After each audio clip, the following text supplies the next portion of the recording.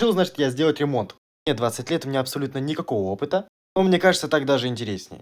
Сходил в магазин, купил все необходимое: штукатурка, шпаклевка, кисточки и прочую лабуду, которую посоветовали мне купить. Учитывая, что у меня пока нет возможности поменять окно, я его преображу. Сделаю это максимально экономно, просто его покрасив.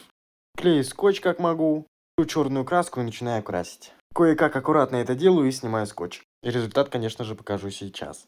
Не могу сказать, что прям идеально выглядит, но на первое время сойдет, и учитывая, что будет закрываться шторами, вообще неплохо. А возможно, я просто себя успокаиваю. Напишите в комментариях, вообще стоило это делать или нет.